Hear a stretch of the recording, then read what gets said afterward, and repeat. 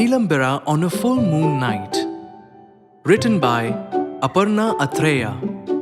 Illustrated by Nirzara Verulkar. A long time ago, in the village of Pakshipur, situated at the edge of a forest, lived a young boy called Baku. He loved counting things. After school, he helped his mother weigh vegetables and count money. One evening, Baku saw a pair of colourful birds. They laughed and took off. Baku followed them. They flew through a cave and into the forest. Everything here was so different, just like the birds. Were those blue monkeys whistling? And the pink elephants?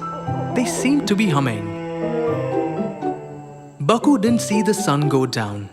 Soon it got dark and he was lost. A short distance away, he saw a roaring fire. A woman was pacing up and down. Her name was Midhu. Baku went up to her and asked softly, "What is the matter?" "My 10-year-old daughter Koya came down with a rare illness 6 months ago. She hasn't been able to sit up since then." "Is there no cure?" asked Baku. "Only one, the nectar of the Neelumbera flower," she said. "But only the nectar collected on a full moon night can cure her. In the past 6 months, the flower hasn't bloomed even once on a full moon night. Koya is getting weaker every day." Baku's mind raced. "Please don't cry. The flower will bloom on a full moon night. In 9 days," he said confidently. How can you be so sure?" asked Midhu. Baku had worked it out. The full moon shone every 30 days and the flower bloomed every 7 days. This meant it would bloom on a full moon night once every 210 days. Roughly 7 months. 6 months had gone by. The Neelumbera would bloom on the next full moon night. That was only 9 days away. Midhu thanked Baku and led him back to his village. 3 weeks later, when Baku was picking jamuns, he saw Midhu again. She came running and hugged him. "Baku, look, that's my Koya," she said. "The flower bloomed on the night you said it would.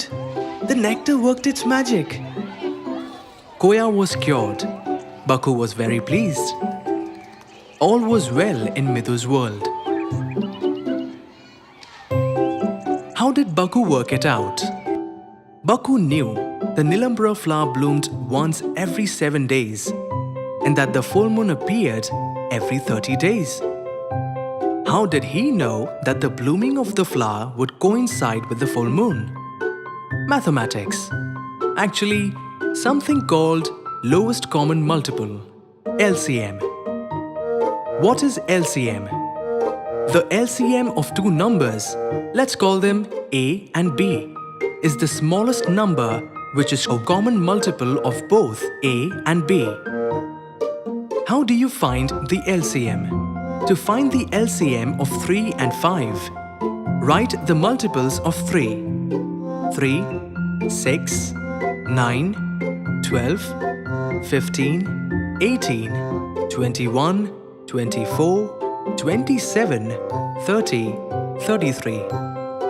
Write the multiples of 5. 5, 10, 15, 20, 25, 30, 35. The common multiples are 15, 30. The least or smallest common multiple is 15.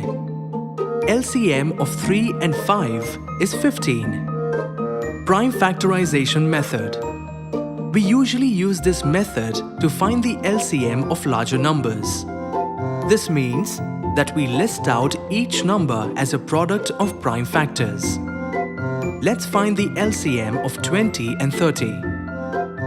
First, we write each of the numbers as a product of its prime factors. 20 is equal to 2 multiplied by 2 multiplied by 5. 30 is equal to 2 multiplied by 3 multiplied by 5.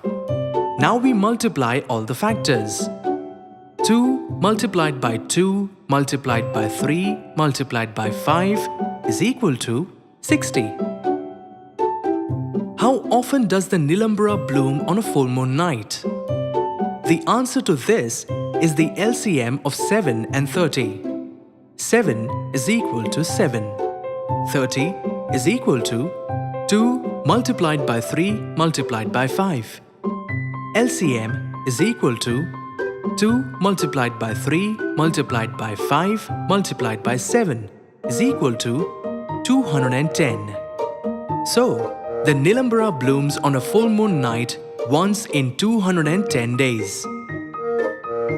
Imagine you have planned to serve spicy vada pav from the neighborhood snack shop.